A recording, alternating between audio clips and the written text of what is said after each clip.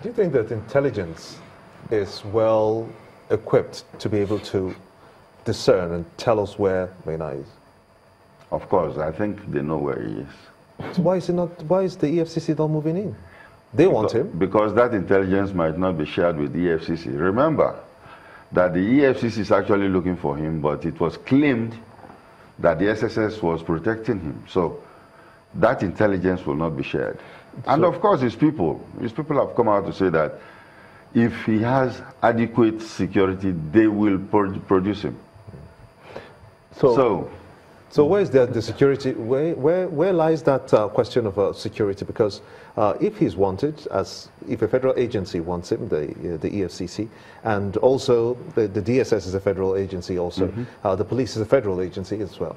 So why the break in synergy because of this case? This break in synergy has been going all the way back. Remember, Magu is supposed to be confirmed by the Senate, and he's not been confirmed till now. And it was because of a letter from the State Security Service. So you find out that there is no love lost, I should say, But that is very sad among two very important agencies of the government. This is clearly working against the anti-corruption drive of the president.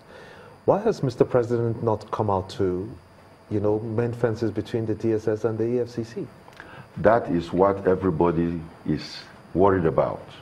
Or a divide and rule works for him? I don't think it's divide and rule. I think it is, I don't think it's divide and rule. It is a situation where either, many people are taking advantage of the ill health of the president. And these things were really boiling when he was outside the country. He came back to meet it, so he has to really come up and then put his house together. Chimlin asked a question about how he left the country, he came back, and there are agencies, federal agencies, again, Kimba talked about, that were there, customs, immigration, so even the DSS. Yes. So what's the role? Let's look at the role the security operatives are playing in all of this. If a wanted man, even if he's on EFCC's wanted list, at least all the agencies have an idea this man is wanted, even with the level of intelligence that the DSS has. So how is it that this man can go out, come back, and he reported to work, at least based on the memo that was sent to the head of service, that he has resumed work? That means he reported to work. Oh yeah. So how is it that that kind of intelligence will be there and nothing will happen?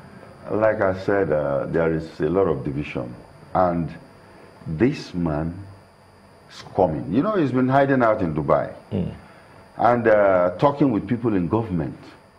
And apparently there are certain agencies in government that have felt that, this guy should come. The question now is he a hero or a villain?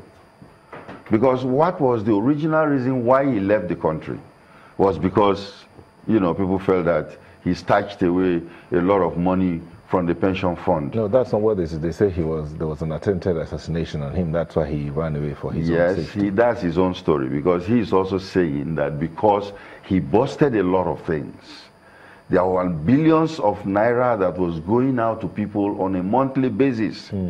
And he came there and exposed it. The police pension fund? Yes. So people that have been benefiting from it must have been angry with him. And of course, he said that his car was being shot at. He had a car given to him by the presidency. Yeah, that was given to him by the presidency because they felt that he was like, a crime buster. And he's been doing it, and then they shot at his car. But at the same time, there were some other monies that were discovered, properties that were discovered that belongs to him. As a civil servant is not supposed to have these properties, to himself. So people believe also that there must be some kind of fraudulent thing going on.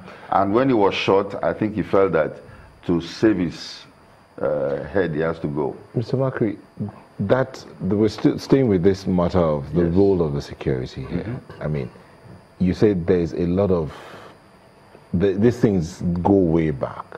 What's the cause?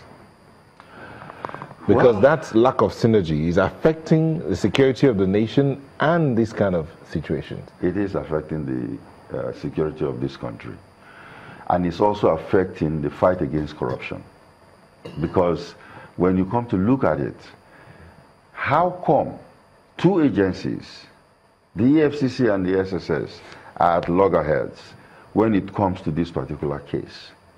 You know, the EFCC is looking for him because of certain things they found on him.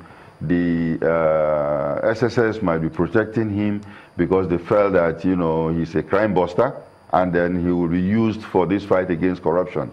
And then meanwhile, we also have the public court of public opinion, where they actually saw he was taken to court. And you remember when the court case came up and he was just given a slap on the wrist. And everybody was, you know, what is going on? How can this man do this and then he's just given a slap on the wrist? So this thing has been going on. And I think for the president to solve it right now, I think he needs to really look at his cabinet again and all the agencies, the MDAs that, you know, Is it not the leadership. possible